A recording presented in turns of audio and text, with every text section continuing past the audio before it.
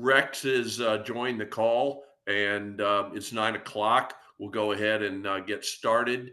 For the purposes of Rex, and who's in the room, and maybe seeing some old, maybe some new faces, we'll quickly introduce ourselves. And go ahead, Rick, if you don't mind, please. Good morning. My name is Rick Story. I'm the communications coordinator for the Alumni Association. I am also on a couple of the committees, the Financial Task Force and the Housing Committee. I was PIN number 200 back in 75, and I live in Elk Grove Village, Illinois. I'm Al? Dale Latz. I live up by Champaign, Illinois, between Champaign and Decatur. I'm an assistant treasurer. I've been on the alumni board in the past a couple times and just helping out now as an assistant treasurer. I was at SIU from 72 to 76. Sounds good. Al? I'm Al Osterland, currently live in Albion, Indiana, which is actually halfway between Albion and Milwaukee, which I'm sure everybody knows where that is. And my PIN number is 67, and I'm one of the charter members of Beta Alpha. I'm also on the Financial Task Force, as well as scholarship chair on the alumni. Hey, Taj, if you can hear me, we're introducing ourselves so that Rex can know who we are and who's on the call. Yeah, Tom, just jumped on. I'll be back in my office here shortly. Tad Stravis, been on the board off and on over the years. I'm a 98 graduate. I work for the Mosaic Company, manage our technical sales in North America. Sounds good. And I'm Tom Meyer, president of the Alumni Board, PIN number 229, back in 1980. And I've been on the board a couple times, and this might be my last. I don't know. We'll see. But anyway, that sounds good. Paul Merriman's on too, Tom. Okay, sounds good. Paul, if you will just quickly introduce yourself so that Rex knows who's on the call. Paul Merriman, PIN number is 211. Was on the board and president back in the 80s of the board. Basically, background is in ag utilities and ag education. So that would be. Now I reside in Dubuque, Iowa, and I'm retired.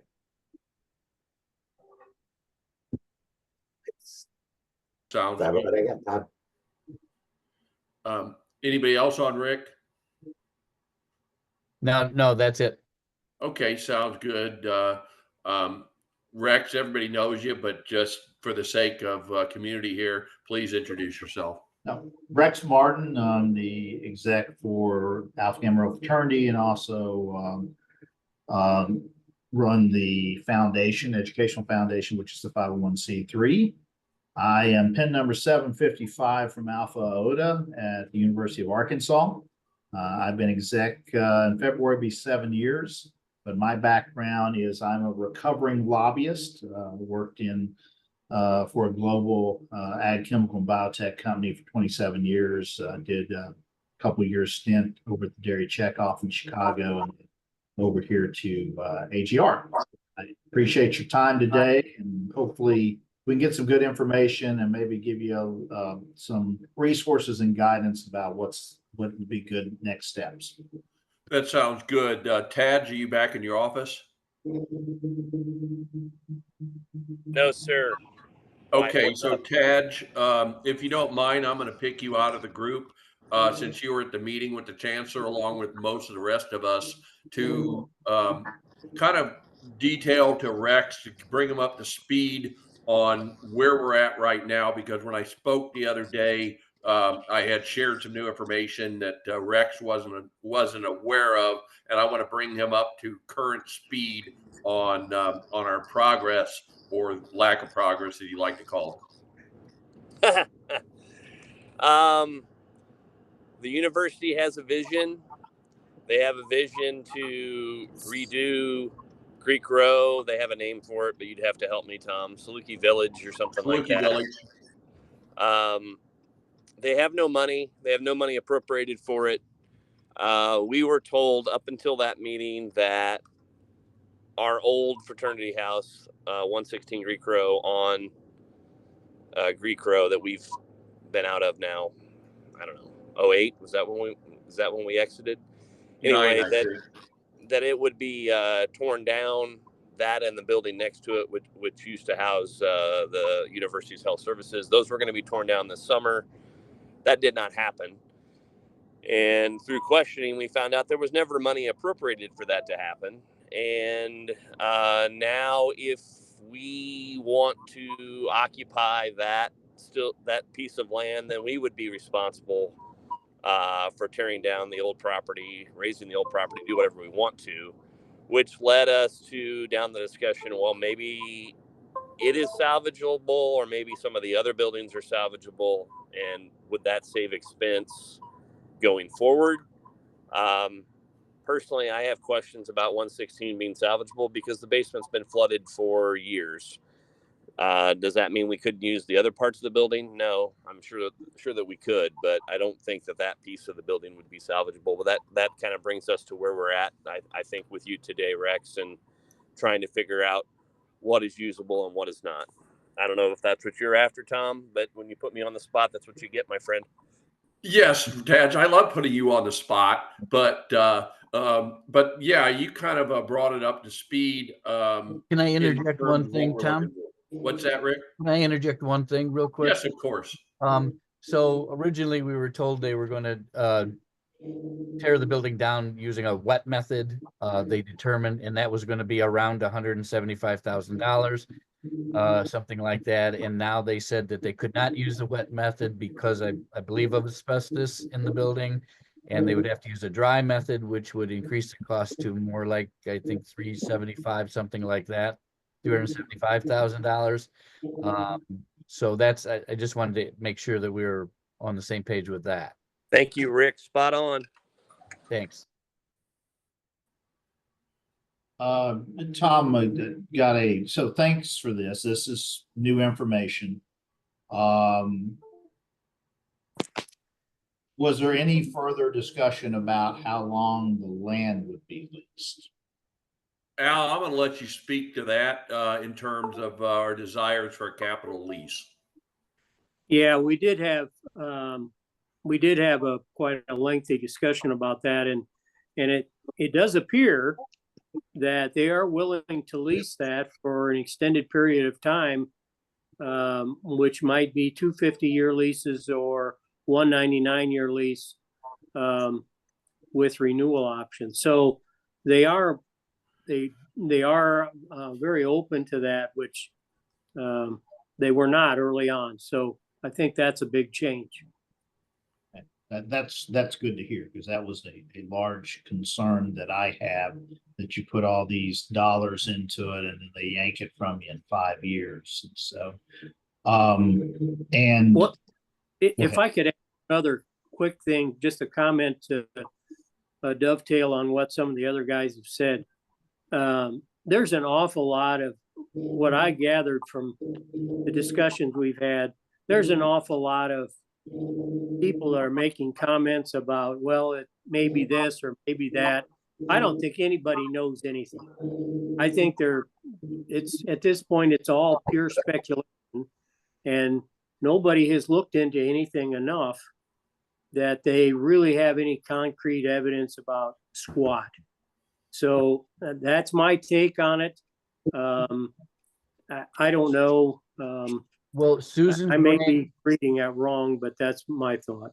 Susan Graham did say that she was going to check with the engineers and have an answer for us by December 11th on our next meeting with the chancellor, whether there was any ability, if we were able to salvage the building or not. And the fact that they're not at this time have budgeted anything for the tear down, that doesn't mean that that's not negotiable. That just is the initial You know, they just said initially that there is no money for the budget, but, you know, we could hold out for, you know, that's not our responsibility.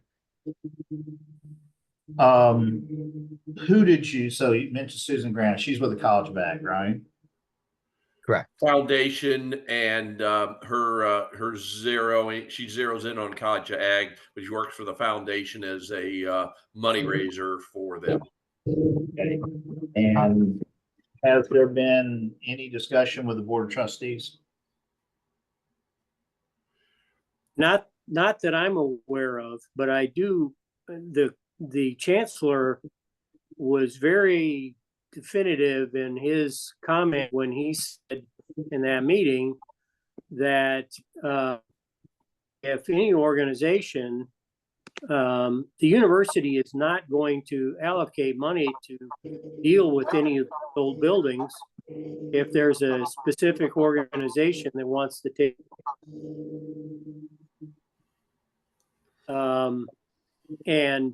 or they want a particular lot. They didn't, he said that was not the university's responsibility to allocate any money towards destruction of any of those buildings. I don't know. I thought that was kind of odd, but. Yeah. Tom, I don't know how much Rex knows of all the background of our past meetings or not. I mean, we've been meeting with Susan Graham and Matt Kupek, is that his name? Yes. Our fundraisers for probably the last year or more, couple of years. Is that right? Just in terms of discussions about a fundraising through them for building a new house. The last meeting we had about a month ago with the chancellor, that's the first time, and you guys can correct me, you've been involved longer than I have, but kind of the first time we had a sit-down meeting with the chancellor involved and some other building people involved at the university. And there's another one scheduled for early December, again with that same group, just to kind of get an update. And I think the fundraiser people, Susan and Matt, this is my take, are also, they've been wanting us to do a poll of our alumni to see potentially what funds might be, fundraising ability might be out there. And I think the last one she sent, I think, and I can understand from their standpoint, I think they're kind of wanting to know whether, you know, this is a viable thing for us to raise the money or not, so they don't keep spending time with this, which may never happen either. So it's kind of like a feeling out from both sides of what's going on. And this idea of us paying for the house, that first came up this last meeting with the chancellor when he kind of just made a statement, well, we're not going to pay for any demolition of house. We were falsely, I guess, under the assumption that the university would probably fund the demolishing of the old house if we wanted to build back there. But that, I guess that's up in the air right now too, it seems like. Yeah. Only thing I would add to that is because that's what we were told by Matt Kupek, is that they would be torn down. Yeah, yeah. And they did say this last time that they're hiring a third-party firm to come in and do a plan, an SIU overall building plan, which would include this Saluki Village or the old Greek Row, the rebuild of that. And so that is also this company that they're hiring to do this study. They should have the board meeting and it determined by the 6th of December. So they'll have an answer for us on the 11th of December, who this is going to be. And they were going to concentrate on this Saluki Village as the first part of their plan and hopefully have something on that for the December 11th meeting as well. Is that correct, everybody? Yeah, I think the university was in the process of hiring a consulting company to help them long-range plan. I don't know, not just for Saluki Village, I guess, right? For other things, but Saluki Village would be the first area to look at. There's what, 12, 15 buildings out there, 16 buildings, I'm not sure. That's just been in disarray now for years. And they're looking at wanting to kind of redo that area with a combination maybe of Greek houses plus potentially just some other living quarters out there, and probably wanting to get some private funding in to help do some of that, maybe. But they're in a process of getting a consulting company to help them move that forward, I guess. So Rex, have we kind of hopefully have painted a picture of kind of where we're at, where we've been, and kind of maybe where we hope to go with your years of experience? Can you kind of guide us on your observations as well as maybe any resources available through AGR if we were to hire an independent engineer on our own, and that's an if, not a for sure. Right. So the only thing positive I heard here was about the lease. Everything else to me is up in the air, and they've not given you concrete answers on it, except that they're not going to spend money on the tear down, which is different than what they had told you before. I'm not surprised with that. Here's the reality of SIU. Between 2017 and 2022, enrollment dropped by 40%. That's not going to change anytime soon. Male enrollment dropped even worse. Every public university and every private, including DePaul, where my daughter went, is declining in enrollment. The reason is the broken pension program in Illinois that's increasing tuition and cost, and so people are going elsewhere. So you have a unique problem in Illinois. University of Illinois is the only one that's grown in enrollment during that 5-year period. And I don't have numbers from 23 yet, so the government numbers lag. I use that to determine how are we doing. You guys are doing great compared to where you could be doing, right? You've got a significant headwind, so that's issue one that has to be looked at. But given that situation, you're doing fine. What does that tell me? They have no money. Go over to Western Illinois. Wasn't a shocker, but it kind of was. I went to their Founders Day, their 50th, and they hadn't had a building that's been built there that's new in 40 years. I mean, it looked like you're crossing over the Iron Curtain into East Germany. I mean, and I hate it because it sounds really bad, but that's what it looked like. That doesn't look inviting to bring students in. They're going to go across the borders to someplace. They're going to go to Purdue where they don't raise the tuition. So there's a lot of issues and headwinds going on. What again this tells me is they have no money. They won't have any. No matter what they tell you, don't believe it. They don't have any money. They're not going to get allocated money, any additional money from the legislature. So if you do something, it's going to be on you.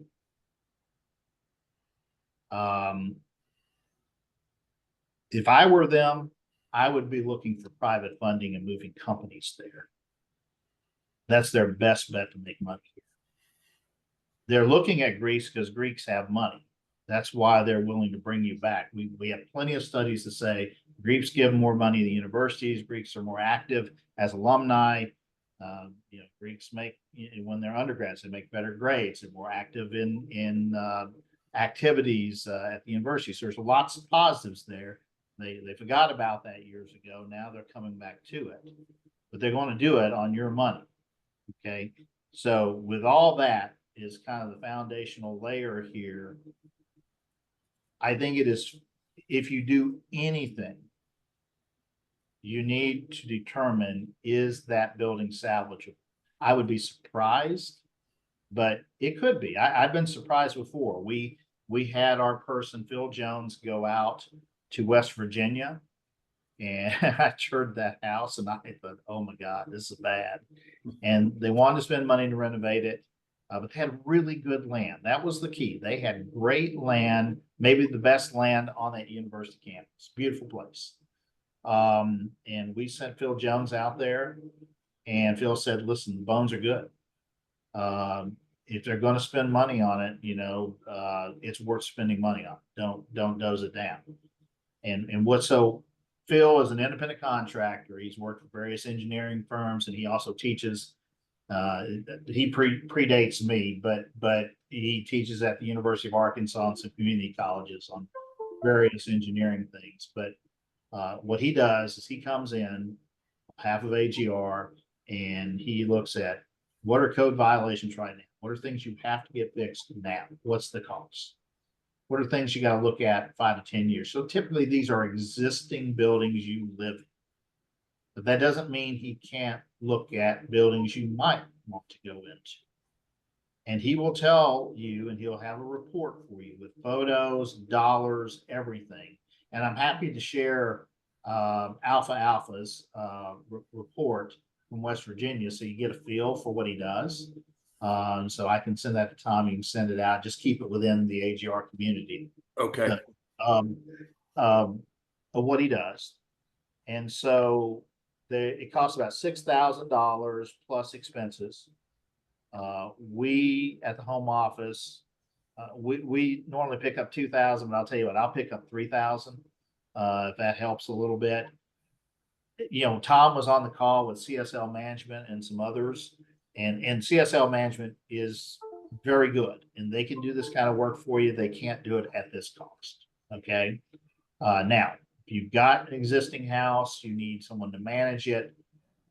From very basic services to doing everything, that's the group you need to go with. But you're not at that point. You're just trying to evaluate, is this thing even salvageable? And Phil can tell you, you know, within a month or two, he can give you all that information. And who knows, he might be able to get out there in December. If, you know, I can send him, if you're willing to do that, I can send him a note, copy Tom in and say, hey, you two connect, find a time as soon as you can to get out there and take a look at that. And then he can issue his report, and that'll give you a feel for cost. You know, and if it isn't something that's that you can renovate, then you're going to have to look at what's the tear down. One thing that you did mention is asbestos. Okay, you're gonna have to get that out. So whether it's a tear down and you have to tear it down differently, or whether it's an existing house, two things that you're gonna have to do is get rid of the asbestos, and two, if it's got lead piping because of EPA rules, you got to get rid of that too. And that's going to be a cost. And my gut says you probably got lead piping. It's that old. So those are probably some costs that he will point out in his report. I would just be really cautious here, and I think I'd said this the last time. I'm not saying don't trust SIU, but I just know they're struggling, as every directional college is in the university system, and they just don't have money, and they're coming to you because they need, which means they might be willing to cut various deals, but only if you're willing to pay for it. And you got to determine, is it worth it to you, or should we look somewhere else? And I know there's been discussion about that. You had a potential other house, you had to let that go when you were looking at this. You know, I think it still behooves you to keep looking what else is out there. The other piece here, and I know a lot of alumni don't like to hear this from me, is you cannot look at this through the glasses of when you were there. You have to look at this through the lenses of our present undergraduates. That's hard to do. I have a hard time doing it. If you build, or if you buy, or if you rent, it's got to be someplace small. We typically say 40 to 50% membership. That helps you cash flow. I can show you houses that are not cash flow. Our beta at Ohio State is not cash flow. I'm going to be shocked if the bank doesn't own it. They've got till the end of December to come up with another 400,000. They've raised 1.3. They need another 400. They basically formed this corporation, and that's not going to matter. All they're doing is kicking the can down the road. I've told them for years, you need to sell that house. It's worth a lot of money. Go get a smaller house. But they're not looking through it in the proper lens. Mexico State, they have an old house. It is not livable. It has taken them 5 years to finally get to the point to understand we need to dose it down. And I sent Phil out there and he told me it's an F. No one should ever go in there. They need to dose it down and they need to fundraise it because of great land, great location. But they need to start again. They're finally getting to that phase where they're accepting that. But why did they not accept that? You don't understand. It's built in 1960 something. We were there. It was that's great.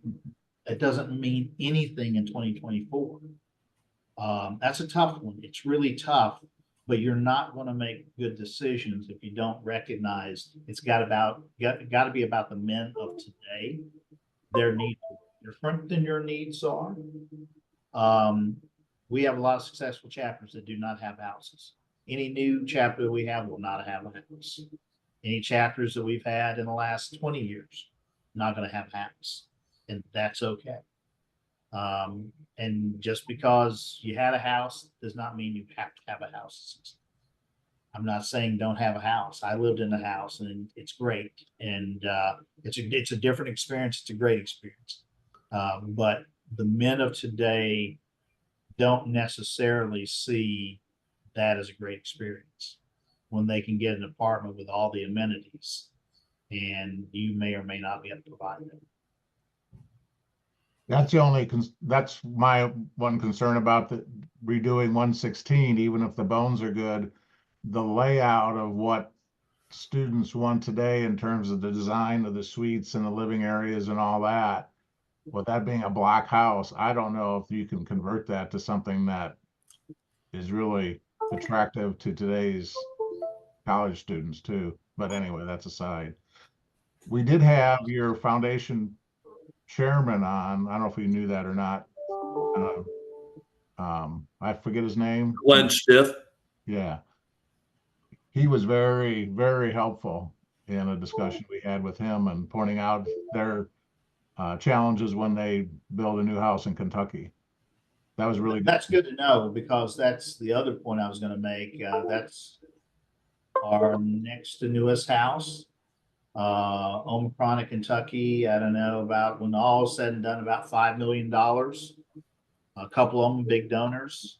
They went through the Kentucky Foundation because they got favorable. Well, they got 0% interest for a couple of years. So good. Don't blame them for doing that instead of running it through us. I would do that all day long. But just because you build it does not mean they will come. You had a generation of men that did not live in a house, and they just said, I can live in this apartment cheaper than I can live in the house. And this year, well, this fall, may be the first time we have filled that house. So they really didn't cash flow the first couple. I was at ribbon cutting in 19, and they might have cash flowed this year, but before that they didn't cash flow, which they can handle, but they couldn't do it forever.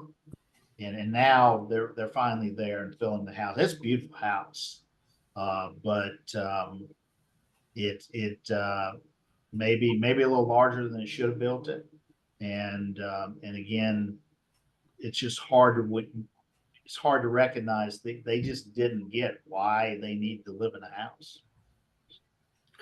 Rex, you kind of know our statistics, and if there's something you need to know to throw an opinion out to us, we can provide that. But in the past, the number that you and the statement you've said is just because you build it, they will not come, which is one of your lines. But more to the point, knowing our stats, what is a potentially realistic number we should be looking at to build for if we ever get there?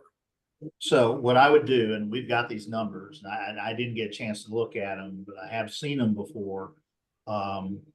Your numbers are pretty flat, which is a good thing. I mean, they're consistent. You got to throw out the COVID years. So if you look at a 4 or 5 year average, take that average, and I'm just going to make up a number, but I think it's probably going to be somewhat close 30. Okay. So if you say the average is 30 members, then you're looking at a house that, you know, you don't want more than holding 15. Now you can determine if that's double bunking, single bunks, quads, whatever. Dormers don't really work well today. That used to be a thing where you throw them all in the attic and it's, you know, not heated and people love that. That's not something that's loved today. So I don't recommend that one. But you know, you can determine how many folks bunk up, or some kind of surcharge on folks that want single or more room. So if the average is 30, then the number is 15. You might say the number is 14. Unless there's a big trend that you're moving up. So this is kind of a challenge to the men. I'll use my home chapter. We had a house for many years. We lost that house about 16 years ago because it was right across from the football stadium. And we had a 99-year lease. We owned the house, but we didn't do the things that we were supposed to do in that lease to keep up the property. And what the university did was take the land. It was legal, wasn't ethical, but it was legal. And I know that because we spent a lot of money on lawyers that we should have spent on finding a new place for a house. We finally got our arms wrapped around it. We have land and we're going to build a house. Here's where I'm headed. In most days for that chapter, they ranged anywhere from when they didn't have a house, 30 members, to when they had a house, 60, 65.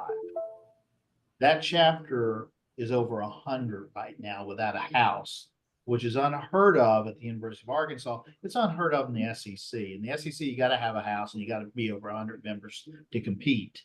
They're competing without a house.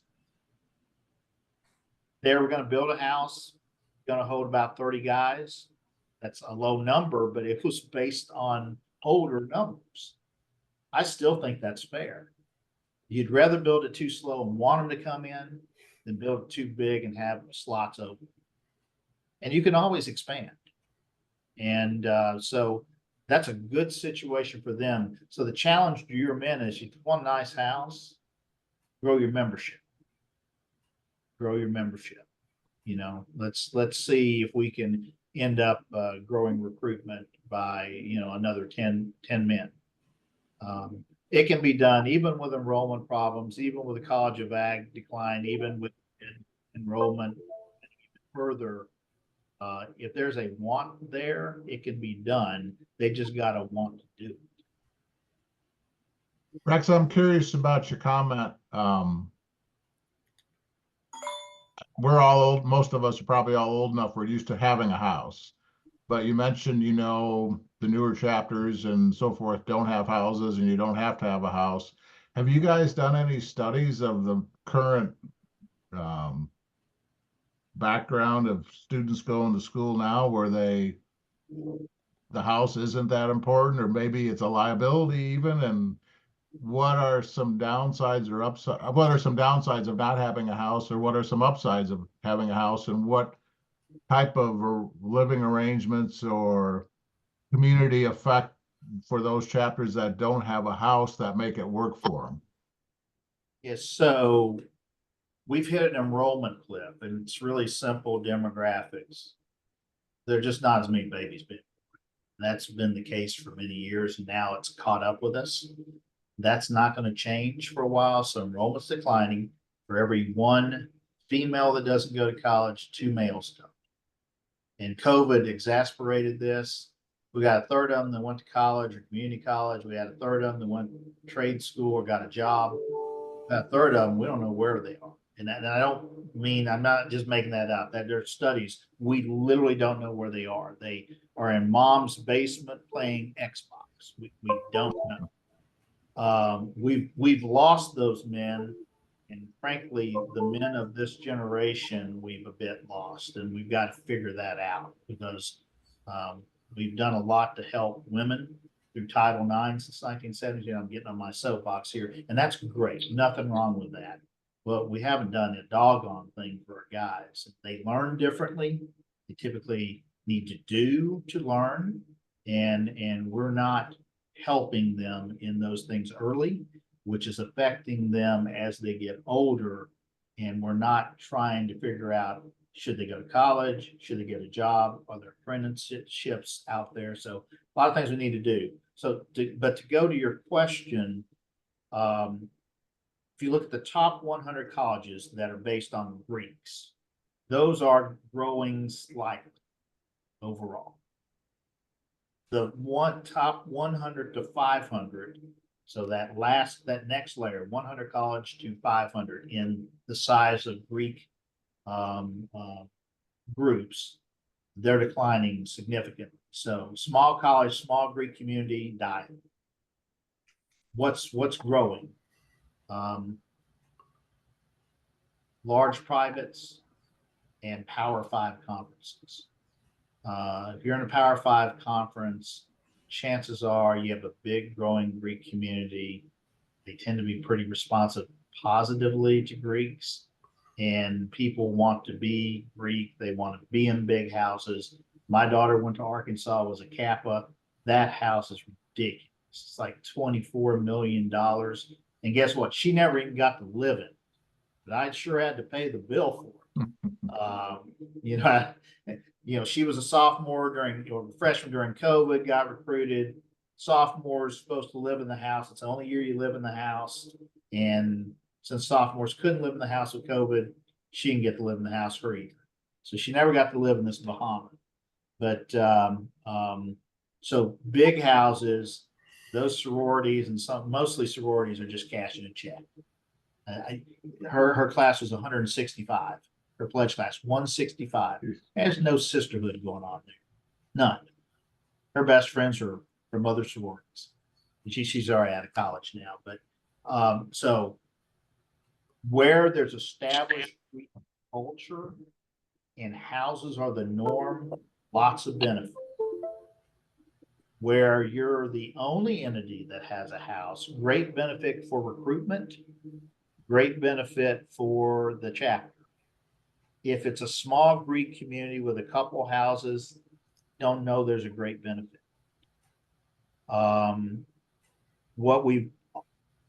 There's the flip side of this. Houses create more risk. So what I talk about in risk management is, if I got a chapter that doesn't have a house, it's rare I ever get a call. It can happen, but it doesn't happen often. What are the risk factors of a chapter? Do you have a house? Are you a chapter that's large, say 80, 100 plus members? Another risk factor. Do you know your brother? 3, do you have a basement? Really is a risk factor. Where I've gotten in trouble or suspended chapters that have been doing things they shouldn't do. 4, is it a wet house? Do they have parties there? And then 5, how far are you off campus? Further off campus, more apt to get into trouble. And I've got certain chapters, it's every year. Penn State, it's all the time. It stuns me to this day. They are still on that campus. They shouldn't be. They should have been suspended. But Power 5, Penn State, even though they've had a lot of bad things happen in the Greek community, they're very pro-Greek. They're going to find a way to keep you on that campus. I've got a conditional suspension right now. They've already had 2 more strikes against them that any other place they would have been kicked. Nah, that's not a big deal. We'll just do some more education. I'm just, okay, that's great. It's shocking because that probably wouldn't happen in SIU.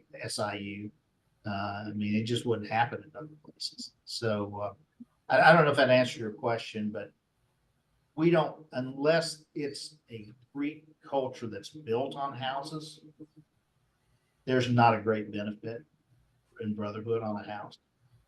Not today. Rex, one thing we've discussed in previous conversations and I think would be helpful to the group overall is you've talked about 2025 being a cliff in terms of numbers of potential students. Can you speak to that, please? Yeah, and some believe we've already slid into that. I will tell you, freshman enrollment this year actually went up a little bit. I don't know the reasons for that, but I do know it just went up slightly. Now, there's a tail off because we lost a lot of sophomores and juniors, folks that didn't graduate. So it did not mean that overall enrollment in colleges was up. Enrollment again in the Power Five up, everywhere else declining. But yeah, it comes down to they're just less babies to draw from. And what has happened is a lot of universities have overbuilt. We had a period of time in the last 10 years that enrollment increased so much in so many places that they built these, huge dorms with all the amenities. And now they got a problem because they don't have enough people to fill those dorms. And so now you're seeing university creep or going, I need to fill my dorm.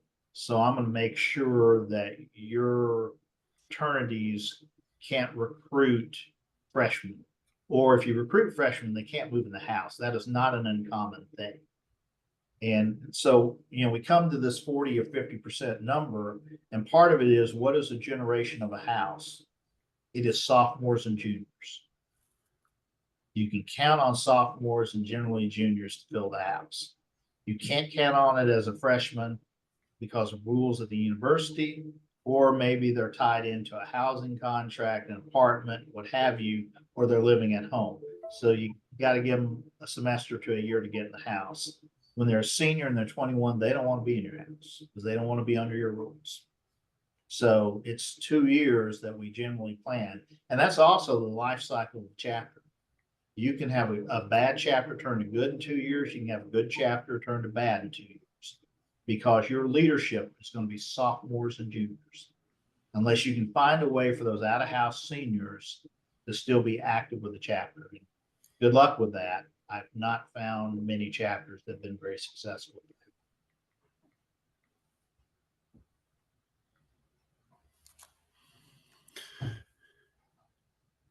Anybody have any other comments, questions for Rex?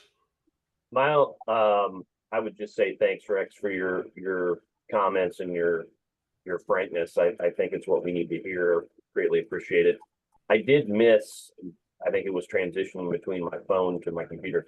What was the cost on the study? Either Rex or Tom, I missed that. It's $6,000 for just his time in doing the study. I'm willing to pick up half of that. So you would pick up 3,000 plus his expenses to get. So I think we need to jump. I think we need to jump on that, Tom. That's not a big number for us to commit to find out and kind of force the university's hands. Well, I would make a suggestion that we wait till after December 11th meeting to see what they have come up with first before we spend any money on that. And also, do we need, I guess this is a question, do we need university approval to have him come on the property and investigate it? How does that work? Rick, I love you, but if we have anything from them on December 11th, I'll be shocked. Well, and you're right, Tej, I don't know, but I don't want to. And it's not that December 11th is not that far off, so I'm okay with that. Yeah, that's because of the timing of it. It's not that far off. We wait that much. Yeah, it's Thanksgiving next week. No, I'm okay with that. And if they don't have an answer, how does that work? Do we need approval from the university to have them come in and take a look at this, or how does that work? I'm pretty sure that I'm 99% sure based on previous conversations, we would have to have approval for him to come on. The last thing we'd want is to pick up expenses and have this thing turn ugly with the university. But no, I would get written authorized approval from the university from remember that Mark who was at our meeting. I would seek him for approval to do it and go from there. But I feel that it's a defining moment once we find out from the university or we hire ourselves what we're getting ourselves into. And I agree, 3,000 is doable and probably worth the expense. And my next question is, let's say the university comes back and says that they don't have an answer or whatever, and then we hire to go take a look at this and they come back? Is it Phil you said that does this? Phil Jones, yeah. Phil Jones. So if Phil comes back and says, yes, whatever, it is doable, you can do this, it's still the university land. And what if they say no, even after all of that? Is that their right? How does that work? I think it is their right, but I also think that they're hungry enough to have somebody do something out there that, especially again, if it's not involving their money, I think that they'll be willing to pretty much go along with anything. The thing that I like about Phil looking at that versus the university engineers is he's our guy, not their guy. And we're going to be looking for different things than what they are. And I've just not had a lot of faith in some of the things that they've told us. And so consequently, how much in depth is their engineer really going to look at? So you're going to walk around the outside and say, yep, okay. I mean, I don't know. Will he give us a report that Phil would give us? Probably not. I don't know. That's just my thought too. And again, I don't think the expense, to me, the expense is not that much to have some real definitive answers. I have a couple questions. That's okay. What is Phil's background? Has Phil got a background in historical renovation of long-term abandoned buildings, or does Phil just have a background in looking at fraternity houses and should we rebuild them or should we update? This takes a special engineer to look at this type of property. My background in commercial buildings and commercial foundations and leasing, this has got to be a special engineer that knows this kind of situation. Does Phil do that kind of thing? Yes, he does. Now, feel free if the time comes and you want to look at it, y'all want to talk to him. Obviously, you're gonna need to talk to him. Fill out, talk about his background. He can tell you what he's done. And if for some reason he goes, that's probably not my thing, then we can find somebody else. But I'm nearly certain this, again, you're looking at a fraternity house and a former fraternity house. It's what he does. And this is a little bit unique, I understand, but it's not going to be any different in the sense that you're trying to determine if the foundation is sound. All the rest of it is, do I need to fix something today or 5 years from now? The rest of it is the foundation sound? He can determine.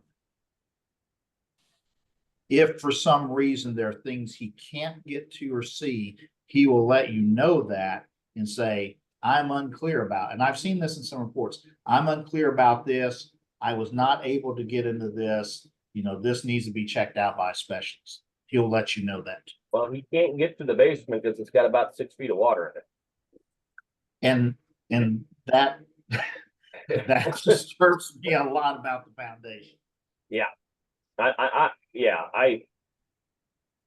don't, that's only the kitchen front part of the house. The dorm part of the house is basically separate. So that might be salvageable, but I don't think there's any way but I don't know that.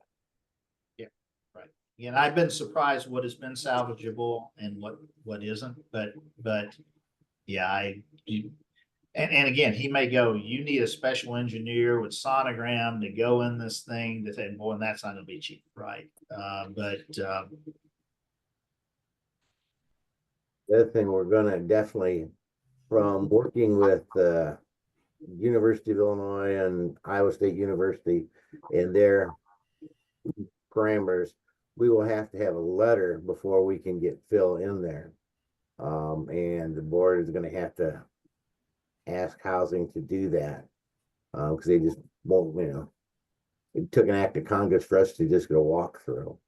So to have an outside engineer, non-university, we're gonna have to get a letter of their permission, I'm pretty sure. Okay.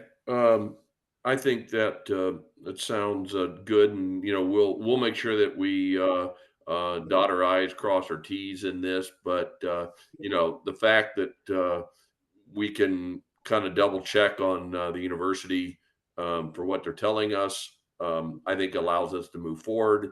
And I think we go into the December 11th meeting. Rex, we have another meeting on December 11th with the chancellor and his direct reports. There were a number of things that we left the October meeting with a to-do list, and we're going into this meeting on December 11th with what has happened, what have you done, what have you found out, and we're kind of looking, I think, at this December 11th meeting as somewhat of a defining moment of what is your interest level, and are you willing to commit to something so that we can move forward, and if not, we may have to walk. Yeah, I mean, if they say your person can't go in there and check it out, I mean, think about it, if you're not gonna buy a house without having an inspector, you know, I think that may already tell you what's going on there, but there has to be a level of trust. And I mean, I'm glad of what they've done with the lease, but there's no doubt they're hurting for money, and I don't think they're gonna put up any of their money to help you. But so they should be happy to have your person look at this. If they don't, that's pretty telling. Sounds good. Does anybody else have any other questions? If not, we're going to reconvene just a quick meeting of our financial task force and the building committee after you get off, Rex, so we can catch up on a couple of things. I can't thank you enough for your time and your insights and your helpfulness today. I think it's just information that we don't have access to, and we need kind of your national or global vision of where fraternity and Alpha Gamma Rho is going. No, it's a pleasure to be of some help here. We want you to find a good solution, whether it's here or someplace else, and we want to help you, whether it runs through our foundation or not, doesn't matter. If it's going good for you, it's going good for all of us. And I know I sound like the guy of doom, right? But I'd rather give you all the pitfalls. We have that to make decisions. And hopefully these things will work out and we can move forward. So let me know how I can help. I'll wait to hear from you guys after December 11th, and we'll go from there. Rex, one last thing. We have a board meeting scheduled on December 19th.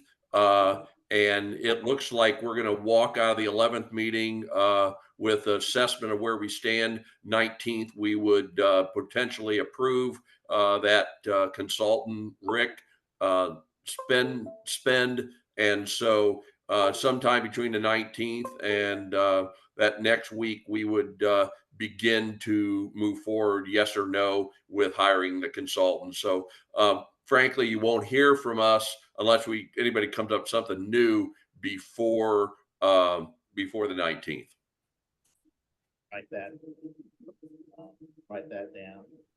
And as soon as I get off the call here, I will send you that report from Alpha, so you get a feel for what he does, and that may help in your decision making. Sounds good. Thank you very, very, very much, Rex. Hey, Rex. Right, thank you. Have a good day. Rex, when you're making that request, could you have him give us a couple of thumbnail sketches of projects you've done on massive restoration or gutting and rehab for the houses and that kind of thing that he's done?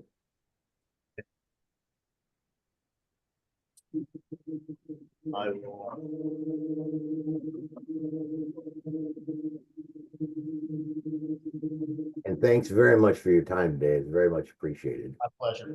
All right, take care. Bye-bye. Thanks, everybody. For the financial task force, we're going to stay on for just a couple minutes. And of course, the building. So what's anybody's take, observations, plan going forward so that we know what we're doing? I don't know that I'm on either of those committees you just referenced, but I don't think we even have to wait, in my opinion. We need our perspective regardless of what the university tells us. I don't trust them. Rex won't go that far because he's a national, but I don't trust him. I haven't ever trusted him, and I'm not sure I'll ever start. So that's where I'm at. Well, I say, Certainly an open-minded attitude.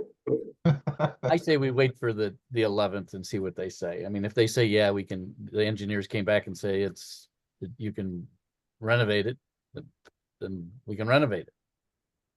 My sense is a split of the difference between both you and Taj and Rick is we wait until the 11th. We hear what they have to say. If then we proceed with our own independent analysis of it, but we hear what the university has to say. So I guess for both of you, I'm splitting it down the middle of the road in terms of what I think we should do. But everybody else in the room, I'd like to poll you and think what you have to say. Al, Dale, Paul. Well, I mean, again, my opinion is I don't think the university is going to give us the information that we really want, but we won't know that till the 11th. And I don't know whether we're going to get much done between now and the 11th anyway, but certainly at the 11th,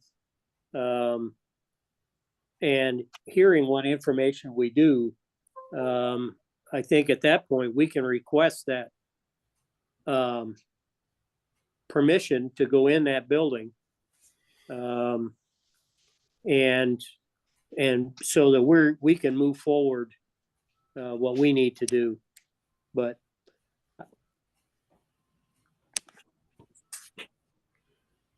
And I agree with you, Al, but yeah, and if they say no, we can't go in, that raises some flags. But working with a number of universities and utility companies and so on, they're given procedures. We have to ask permission before we can go forth and bring our guy in there. And there has to be some openness to I have certain qualms about the university too, because they've not provided some of the things they promised over the years. That being said, if we're going to have a fraternity and we're going to have SIU on the thing, whether we have a house, we don't have a house, we're going to have to maintain some form of relationship with the chancellor's office, with housing, and with the foundation. Otherwise, they'll just shut our doors for us. So we have to be open enough and continue that dialogue open. And at the current point in time, the December 11th meeting is a continuation of that dialogue. Yeah, I agree with you, Paul. I think you're right. I think we do have to have an open and a relationship, and we have to approach this. And I'm not disagreeing with you either, Tom. If they come back and say, yes, you can do it, I agree. We could probably get our own person in there just to give us an idea of what that really means, because I don't think we're going to get detail from the university. But I think we need to do this in a good fashion, that we don't burn bridges. So we have to do this in a constructive manner and not a forceful manner, because we're never going to get anywhere. It'll just end. Guys, I said what I said in this group because I trust this group. I don't trust them, but I understand that we have to continue to have dialogue with them. I get that. And I would almost, from my previous with trying to build extension buildings and work with the university on projects and so on with extension, I really think bottom line is we as an alumni group are going to have to come up with an A, B, C, D, E, F, G. We want to do these things in this format, and this is how we're going to finance it. And then take it to the chancellor and say, this is what he wants, we want him to do. And then if it's, not detrimental to the university, or it's positive for him, he'll throw holy water on it and we'll get to go forward. And Tom, am I correct? If I remember correctly, Rick Hyatt is supposed to have the fraternal laws paperwork of what they think we should present to the university by the 19th board meeting that we could discuss? Is that what I heard? That's correct. I have Rick Hyatt tentatively scheduled to be there on the 11th, but I will send him a note after we hang up here to remind him that we need that. And um,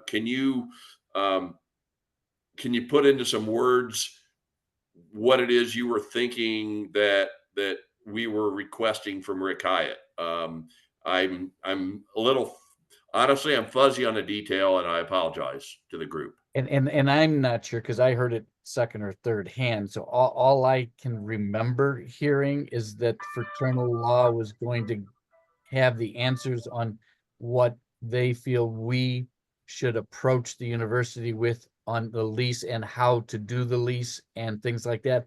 But again, I'm fuzzy on the details as well. Okay, all right. I'll call Rick and I'll try to get some clarity for it on it, and then I'll circle back. That sounds fair with the group. Just a comment on that. I've emailed Rick a couple times about just getting a couple things on our accounting, and he hasn't sent a bill yet for last year's Hawaiian raffle expenses. I don't know. He's in this upcoming year, he's just been elected president of the American Society of Farm Managers and Rural Appraisers. Oh my God. So he's got a lot on his plate. I'm not sure how much time.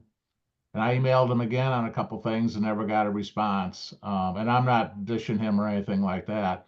I did go ahead actually and call because I was wanting to see just for accounting purposes where we were at on a retainer fee, because I know there's been some draws on it. And I just called the other day Fraternal Law Partners directly and got an invoice from them right away. So I could see from our accounting where we're at on what's left on that and what's been charged and so forth. But I'm just saying Rick's awful busy. Hopefully he can kind of come through on that. That's an 80-hour-a-week job if he got elected president, just because it ends up being that way. Otherwise, all the other comments that were made, what Al said and so forth, I would agree with. I don't think we're going to get a lot of detail anymore. Just talk on the December meeting. $3,000 plus expenses isn't a lot. I do think we just need to think, what are we going to get out of that, or do we need that? I mean, I don't have a problem spending it, but it's just got to be in line with our long range plan of, if I guess we're looking at them, we want to build on that property, and if we then either tear it down or we're able to salvage the building, that'll answer that question, I guess.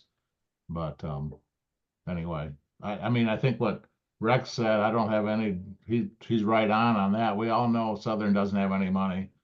I can see it all goes over here 15 miles to my east is where all the money goes in this state for colleges. So what's amazing with that is they're building a $6 million new student.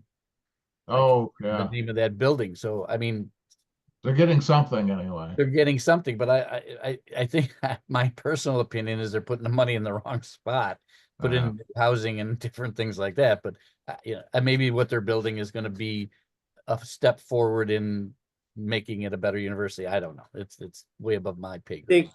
I think what they're building, Rick, I think that's private money. I don't think that's university. You're right. That was fundraised from the foundation, but private money. You're right. You're right.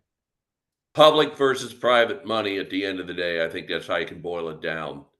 I know I've talked to Rick Story personally. I wanted to find out the registration is open for top leaders in Chicago. I've already registered. I wanted to poll the room and see if anybody else is interested and if you've seen the registration. I registered the other day. Finally, I had a little trouble. I got a hold of Amanda and she worked her voodoo in the background and I was able to be registered without any problem then. Paul or Dale, are you perhaps interested? When is it? It's in January? January, I think it's the 23rd. Is that a one-day thing? It's a Friday into Saturday. Okay. Is there It's free. information on the AGR website about that? Or where do you? Yes. Yeah, actually, Dale, you go in through Omega Phi, Okay, and you connect at it through AGR Connect, okay, and it's really not too hard once you get in there. But my problem was it wasn't even showing as an event in my AGR. So anyway, whatever she did, she fixed that. So it's in Chicago? Yeah, Yeah. it's in Oak Brook, and it is free for all of us except for your drive to and from cost. And they are welcoming many many alumni. And I, for the without beating a dead horse, it was a game changing event for us a year ago to get the chapter going in the right direction. Okay. I'll look Paul, at any that. interest on your part? I'll probably go ahead and register. I'm, only a couple hours away. It's not, travel's not a big deal, so. It is the 24th. I can't go. I've already investigated. That's Yeah, fine. I'd love to go, but I can't make that 23rd to the 24th time frame. And actually, Dale, you're about even though I'm closer in miles because of the wonderful highway system we have going from Dubuque to Chicago, it's gonna probably take me 3 times as long. Okay. So I'm just encouraging everybody to do it, and I don't have anything else I have one for the last group. thing. I have one last thing, if I could just, Yeah, just of course, Rick. So Chuck has talked to Brian from Top Tier, and we're getting, he's gonna contact the owners, and hopefully by Friday, we'll have the rates for the next year's lease. And we're asking for a 3-year lease to try to lock the price in for 3 years to try to recoup some of our money and probably get a better price for the guys as well.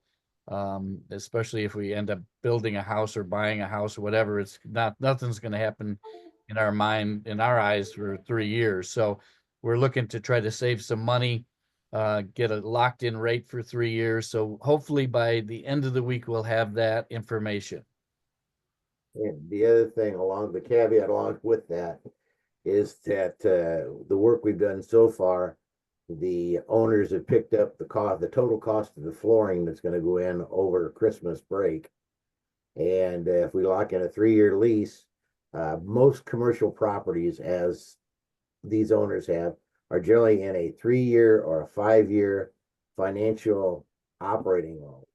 So if we give them 3 years, 3-year lease, they're going to be a lot more receptive to giving us a whole brand new roof on the house, which it desperately needs. And so we get a better price, they get locked in, we don't have to negotiate a lease, we look forward, whether it's with the university or another house or whatever. So it's kind of a win-win for everybody if we can get this done.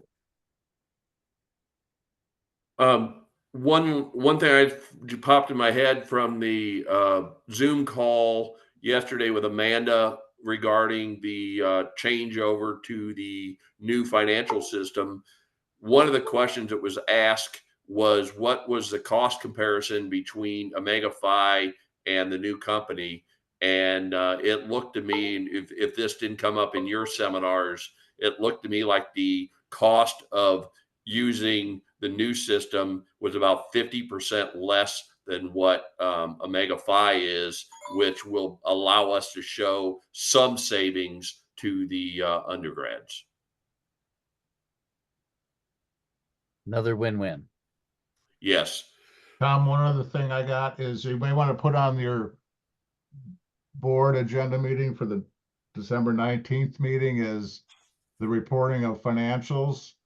I guess, we're going right along in QuickBooks fine right now, and I can send out kind of an updated financials, but that's current all the time. I would think we're probably to the point, and with Miller's concurrence, instead of using what he puts together as a financial reporting to the board, is just do the income statement of financial position, and then just print out a detailed listing of all the transactions for the year as those three statements to do the financial reporting to the board instead of Jim's statements he's put together. That's just a comment or suggestion. There's no use to duplicate things anymore, I don't think, but that's up. I would say bring that up for board discussion. I want Jim to buy into that. I don't want to go over what he's doing or something, but I suspect he'll be thrilled. And I will call Jim Miller today. I will call Rick Hyatt today on the previous discussion, and I'll walk Jim through on that. And I would say, for the purposes of that December 19th meeting, you can count on it. I'll produce reports for that. And you would think that Jim, when we change our QuickBooks subscription that we talked about the other day, and it'll go from 5 users to 3, and right now it's Al, me, and Tom, I think. I would think the treasurer ought to be one of those, and Tom, you mentioned you don't need to be on that necessarily. I don't know if Jim's interested in being the third one on QuickBooks or where he'd look at it or not, but as treasurer, that would make common sense to me that he ought to be involved in that, even if, I do the accounting part of it or whatever, but that's something to hash out, I think, for the board's purpose. I will ask Jim that question. I don't even want to hypothesize at this point, but I will ask him his interest level.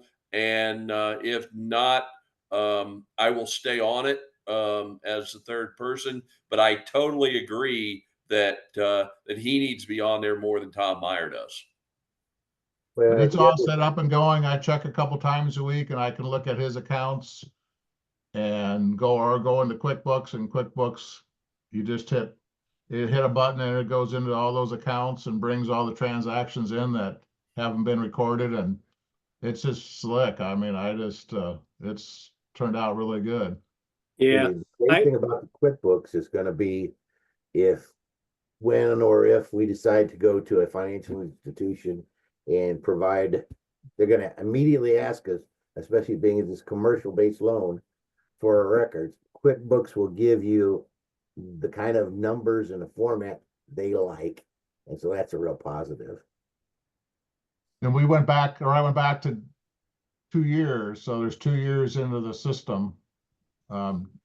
July 1 of 22 to 23, and we got 23 to 24 fiscal year, and now we're in the 24-5 fiscal year.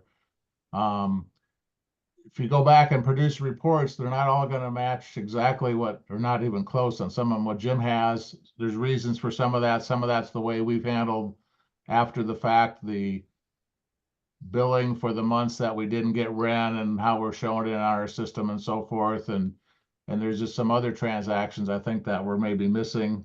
I'm not sure, but anyway, I think it's, especially going forward, we're going to be real pleased, I think, with how that works out. Yeah, I think that's okay, Dale. I mean, we knew that there's going to be some differences, and the fact that you went back and did that, I think it's fantastic because it gives us something much better than what we had. It's not perfect, but it's still much better than what we had. And we did, I mean, it's all balanced to the checking accounts, so it's just not like it's all going to be reconciled for the last 2 years. So there's going to be some differences on whether some revenue should be maybe alumni dues or a Founders Day event or something like that. But, revenue is revenue and expenses are expenses. And I think it's right now going forward, the work's all done on it. It's just going to be pretty. And then I did add the PayPal account in there. So with getting access to PayPal, it's all current. That's great. Alan, Dale, will you two do the training for Dennis for financial on 11/3? Yeah. Yeah, I should be able to, 12/3. 12/3, sorry. Yeah. Sorry. Yeah. 12/3. Okay, And Tom, I can do both the alumni relations and reporter. okay. That Um, sounds good. I'll shoot you an email and to say that. Okay, that sounds good to me. And And you and I are going to talk offline with pegging people into the right holes Okay. of assignments. Okay. That we need to talk anyhow on that. I don't have anything else, everybody. I think today was a good conversation. I appreciate your time, and we're going to march forward. Cool. I did sign up for DocuSign last night, and I'm going to do the video tutorials today, and I'll get the spring lease uploaded and ready to go probably within the next few days. Okay, that sounds good. That reminds me, I need to read through it and get back with you today. I'll be back to you by tomorrow Yeah, for the lease. for the lease. Well, let me send you the most current after Al and Dale gave me their comments. I've Okay, that would be finished helpful. That'd be Just- helpful. Just, Okay, I don't have just anything because else. I'm curious, did you talk to Dale? What was the final resolution on the social security numbers versus the driver's license or the ISU ID? So we talked about it, and it was we decided to find out how secure the DocuSign website was, and they said they have a very secure platform for things like that. So we're going to stick with social security numbers at this time, and I think we should be fine. Super risk avoidance. Yeah. All right, gentlemen. I got to get to work. And I'll talk to you all later. Thank you. Thank you. See you, everybody. Yep. Bye. Bye.